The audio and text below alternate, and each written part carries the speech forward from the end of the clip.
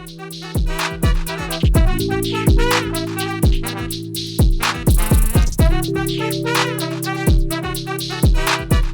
guys, Montel here, and welcome to this edition of Free Thinking with Montel.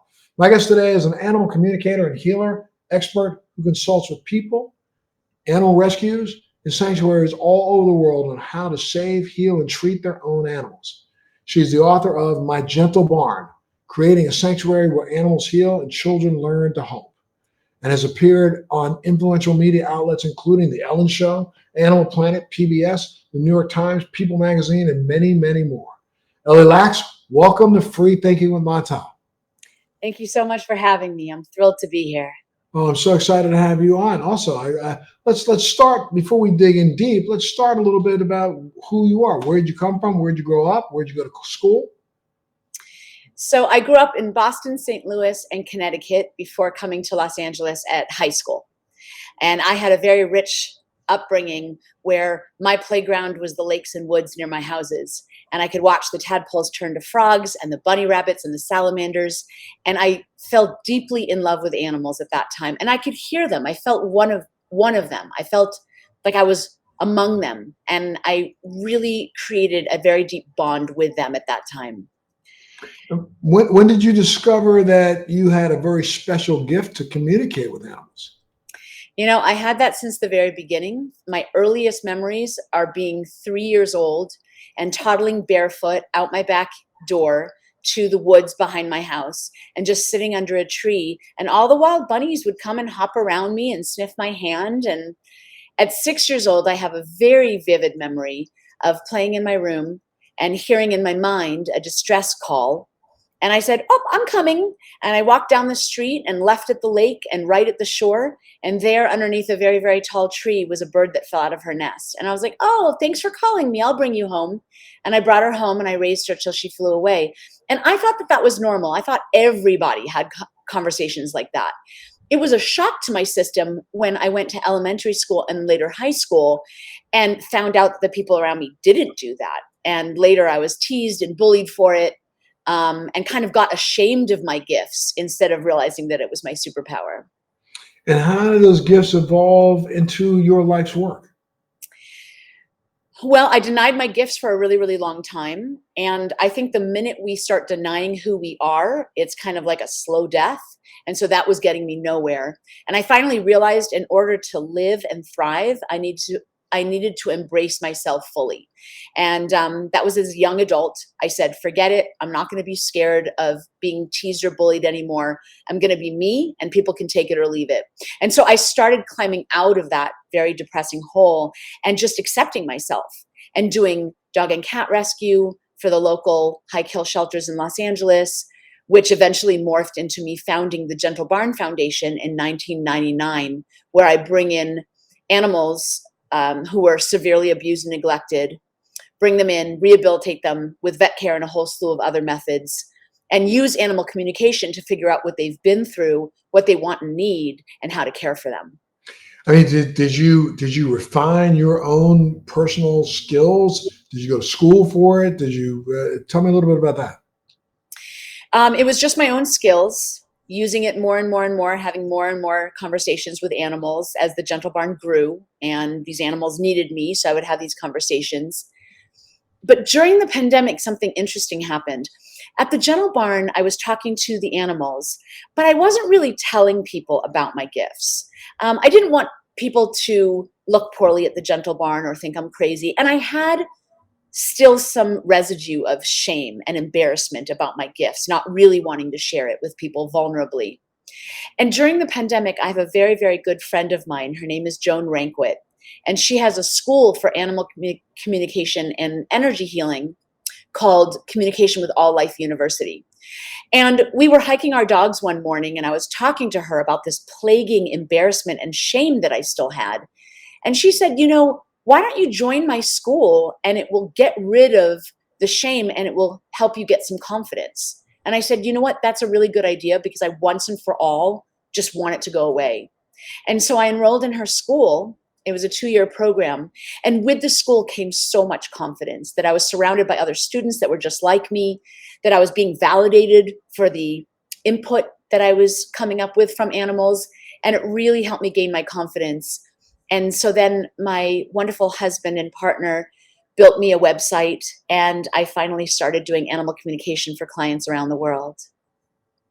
And what are some of the ways that people can better communicate with their pets? Okay, so here's my philosophy. I believe that we are all intuitive, that we can all talk to animals. It's just the majority of us don't remember that we can do that. If you look at every animal species on this planet, they are governed by intuition. They talk by intuition. It's just a natural thing. If you look at Aboriginal societies and Native Americans, they too lived, worked, breathed, and operated through intuition and passed it down to younger generations. It's the Western society that has kind of said, oh, that doesn't exist, and listen to someone else instead of yourself, follow someone else's lead instead of your own instincts. And we kind of bred it out of ourselves. So it's not about learning how to do it. It's about remembering that we can do it. And so what I would recommend to people wanting to have a deeper connection to their own animals is, number one, having a daily meditation practice really, really helps, because you get used to sitting in the stillness and the quiet, connecting to your higher self and being open to someone else's voice. Meditating with your pet or without your pet being there? Well, I always meditate with my pets, but either way, just creating a daily meditation practice where you're even carving out as much as 5 minutes to sit in the stillness and the quiet and breathe. And if you can do it with your pets, that's wonderful. And if your pets are too distracting and you'd prefer not to, that's fine too. But I think that really strengthens that intuition muscle. The other thing that I think is really important to become more intuitive is to adopt a plant-based diet. I think when we're eating gently, we're more connected, we're more intuitive, we're more open to other living beings. And then the other thing is to start practicing self-care, because many of us care for others but give little attention to ourselves. And if we're to take ourselves seriously and really believe the intuition and the messages that we're getting from animals, we have to practice self-care and really take ourselves seriously. My rule for animal communication is to write down every single solitary thing the animal tells me, and to deliver to the person every single thing that I've written down. And that keeps me confident, because those are my true rules to make sure that I'm delivering all the messages. I mean, it seems to me that Western civilization has really created a deeper disconnect between humans and the animal community. So how does one, I sit with my pet hours at a time each day. He stays right in my lap, and he'll jump up in my face, and I get a chance to look at him and talk to him. But I really, maybe it's because I don't try to, but I don't feel like I hear him. I know what he wants. I can sense what he wants, but I don't necessarily hear him. So how do I develop a skill where I can hear what he has to say? So I have two things to say about that. First of all, when I heard you say you sense what he wants and you kind of know what he wants, that is hearing him. So you're already communicating even though you don't realize that you're doing it. And then the second thing that I would say is practice this. Practice sitting with him, closing your eyes and meditating, and just being in the stillness and the quiet and kind of breathing, clearing your mind, checking in with your body to know what's yours and what's not, and kind of go neutral. Just kind of like clear your body sensations, clear your mind. And then ask him one simple question. Ask him in your mind, what is your favorite food? And then sit in the quiet. Don't try to guess. Don't try to think. Just sit in the quiet and receive what comes to you. What came to you came from him. And that's all that animal communication is. Wow. Well, tell me a little bit about the Gentle Barn again. You told me you started, but tell me about what the Gentle Barn is all about. So the Gentle Barn is a dream of mine that I had since I was 7 years old, and finally founded it in 1999. We are a national organization that takes in unwanted animals. We're home to horses, cows, pigs, sheep, goats, chickens, turkeys, peacocks, llamas, dogs, cats, and donkeys. And we bring in animals that have nowhere else to go because they're so severely abused and neglected that emotionally and physically they're just not adoptable. And we bring them into the Gentle Barn and we rehabilitate them with vet care. But we also use acupuncture, acupressure, chiropractics, deep tissue massage therapy, ultrasound, ice therapy, water therapy, energetic healing, nutritional supplements, and of course, animal communication and lots of love. Once they're healed, if we can find them a home of their own, we do. And if they need ongoing care for the rest of their lives, then we give them sanctuary with us and then partner with them when they're ready to heal people with the same stories of trauma and connect people to the love and magic of animals. So we're open to the public on Sundays. We host school field trips, private tours, cow hug therapy sessions where people can heal with our gentle giants. And we're located in Los Angeles, California, St. Louis, Missouri, and Nashville, Tennessee. So now, how does cow therapy work? Cow hug therapy is possibly the best thing in the whole world. All right, so people who are suffering from trauma or grief, depression, anxiety, loneliness, suicidal ideation, it really just doesn't matter what they're suffering for. I think talk therapy has a place, right? Where you can sit on a couch and you can talk about what you've been through. You can kind of dissect your experiences to find the lessons hidden within it, right? But there's a lot of people that don't want to talk about what they've been through. It's too painful, it's too vulnerable. Sometimes our trauma happens when we're children and we don't even remember. And sometimes we're grieving over the loss of a loved one and there's really just nothing to talk about. We just hurt. And so that's where cow hug therapy comes in, either instead of or in tandem with traditional talk therapy, where you can come out, rest your body against a gentle giant, put your face down on the shoulder of these cows, close your eyes, breathe in and out, find their heartbeat and slow down your own, rise and fall, matching their breathing, clear your mind of thought, become centered and grounded, and just feel their unconditional loving energy. And there's so many reasons why I think this is helpful. I mean, a hug from anyone brings hope and healing, right? But also, we're so tiny against their enormous frames that it really reminds us of being tiny infants against our caregiver's chest, where we can hear their heartbeat, feel their breathing, and feel tiny and small against a giant protective frame. And really, that's where healing starts. It helps us become vulnerable and humble. And it helps remind us that there's infinite possibilities moving forward.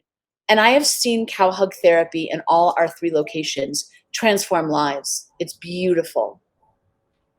And you've learned so much with the therapies that you've created with animals. Like, what is explain what EFT, tapping, and how it helps animals? So it's emotional freedom technique or tapping. And it's a combination of using words with acupressure points on the head, face, and chest. And it releases trauma. So if someone's been through a traumatic event, we can talk about it while tapping inner eye, outer eye, under the nose, on the chin, on the chest, and on top of the head. And utilizing those acupressure points with the words that are acknowledging what you've been through and what you're feeling, it releases trauma. And I used to have an irrational fear of horses, even though I rescue them. So it was really getting in the way of my work. And Joan Rankwit introduced me to EFT tapping when she did it on me for my trauma for horses. And months later, I didn't even realize what it had done for me when I was teaching my staff about how to care for, walk, and brush our horses and realized I wasn't scared at all. So now I use it for my clients with I use it for aggressive biting dogs that have been through trauma and are terrified, and it helps their healing process and their adoption rate. And it's kind of like acupuncture without the needles. It's pressure points, right? Yes, exactly. And that's part of the barn? Yeah, I definitely use it on all the animals at the Gentle Barn, and I also Mhm. use it for my animal communication clients. Um, I'll give you a perfect example.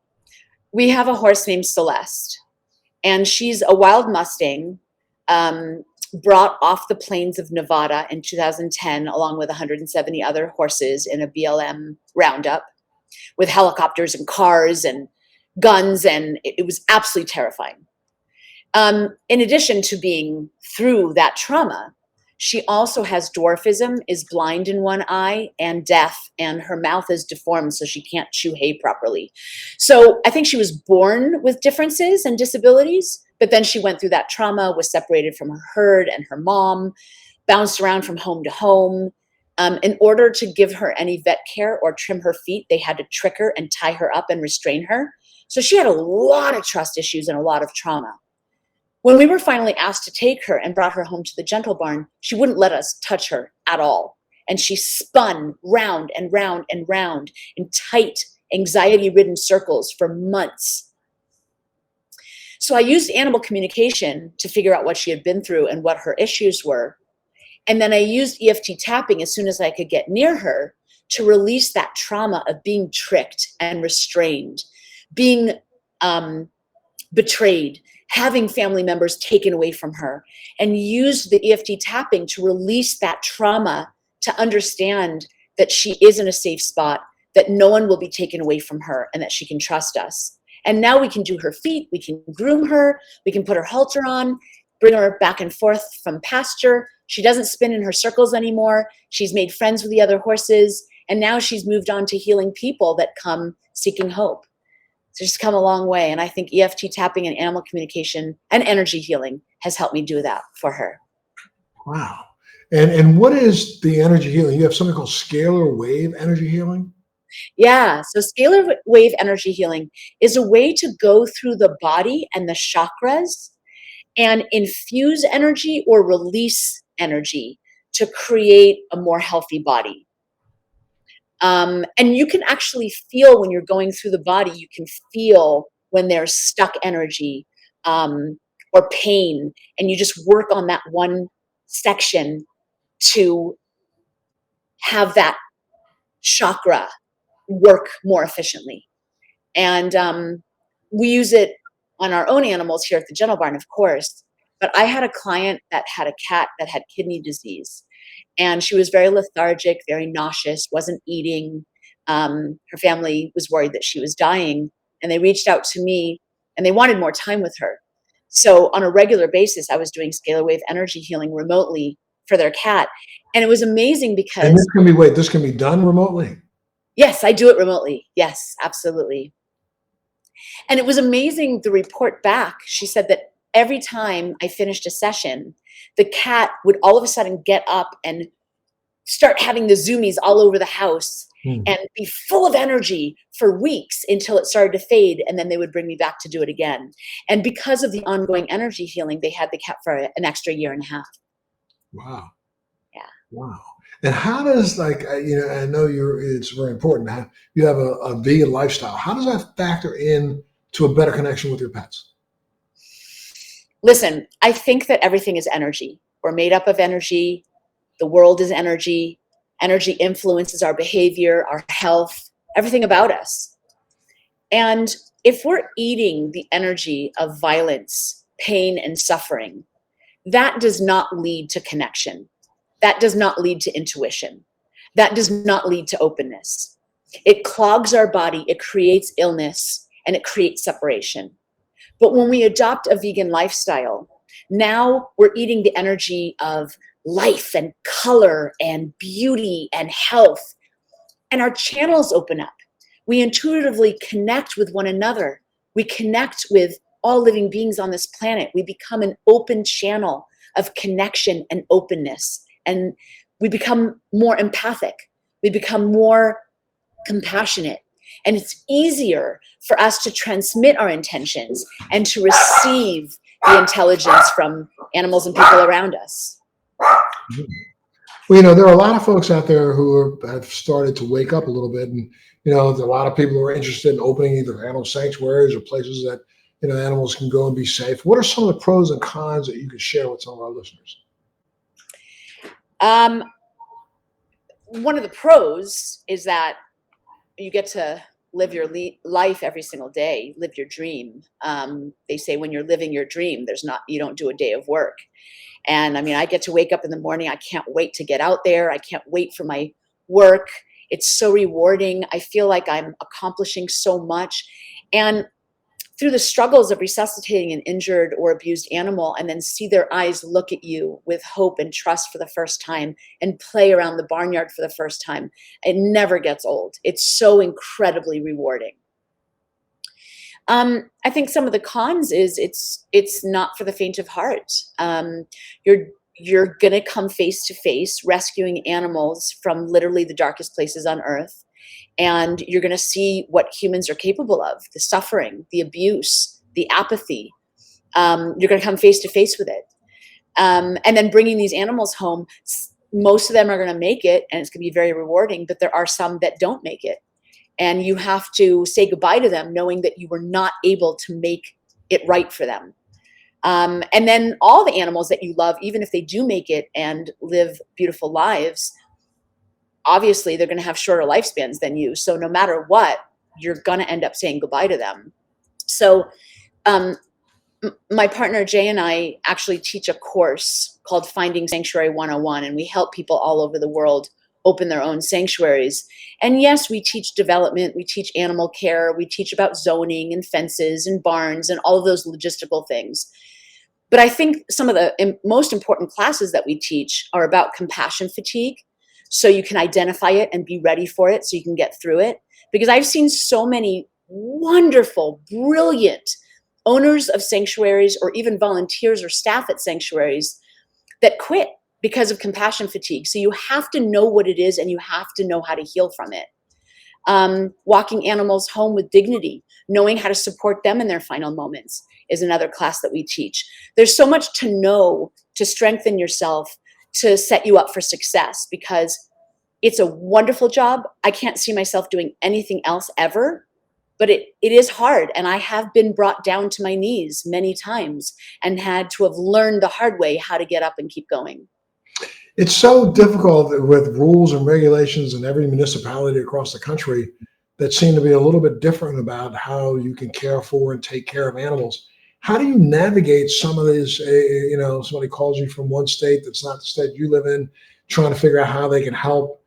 I mean, how do you help them navigate all the differences in laws and things like that? Yeah, I mean, those are the hardest things, right? Like transporting animals across state lines or helping people in different zones. Um, but fortunately, there's always a way around it. And opening a sanctuary, you look for an agricultural zone. So you're there safe and sound to be able to bring animals in. And we have transported pigs across state lines, horses, cows, and you just have to find the loophole. You have to make connections and you have to find the legality so that you can do your work. And it is difficult and it's time consuming, but it's doable. We're in so much need of more like you. I mean, anything else you want to share to help people understand that there is an opportunity to get involved? I mean, obviously the normal things like check out our website, gentlebarn.org, read my book, My Gentle Barn. My next book comes out in May, and that's called Cow Hug Therapy, where I talk about individual matriarchal animals and how they taught me everything about life, death, and everything in between. Follow us on social media, The Gentle Barn, or me, Ellie Laks. Check out my website for more about animal communication, EFT, and energy healing. That's ellielaks.com. But what I really want to say is I think this planet is in trouble. I think that we are so, as a species, so incredibly cut off from nature, cut off from animals, and therefore cut off from ourselves, that we are acting in such an incredibly selfish way, covering nature up in concrete, removing animals from our neighborhoods, eating pain and suffering, and not realizing what we're doing to our planet, to animals, and to ourselves. And it's time for us to awaken to love. It's time for us to evolve. We've evolved physically, we've evolved technologically, and now it's time for us to evolve spiritually, to awaken to the connections that we have with not only ourselves and our immediate loved ones, but to every fellow living being on this earth. We have a duty to stand up for them, to be aware of them, to connect to them, to talk to them, to help them. And we have to look around us. We have to grow up and be more aware of those around us and how we can help. And I think that the problems can be overwhelming, right? Global warming and billions of animals being slaughtered every year. Like there's big problems. But I think that each of us has big, big, big impact when we make changes.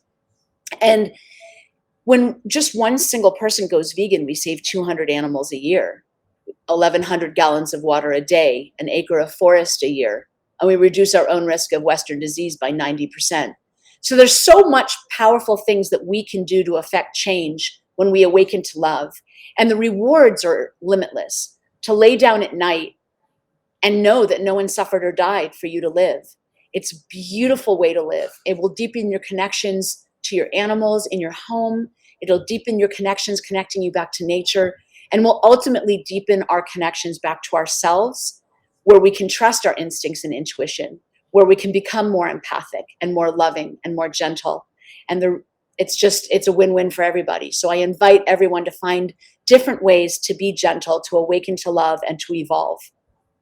Well, one more time, give out the stats of where people can go to get more information.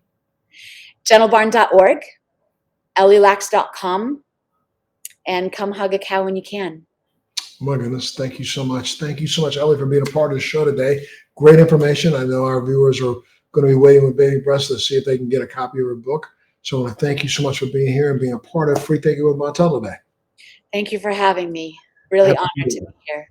No, thank you so much. And thank you for tuning in to Free Thinking with Montel. Thank you. Thanks for joining me on Free Thinking with Montel. Please make sure you're subscribed and hit the bell to be notified when new episodes post each week. We'd love to hear your feedback, so please send us your comments.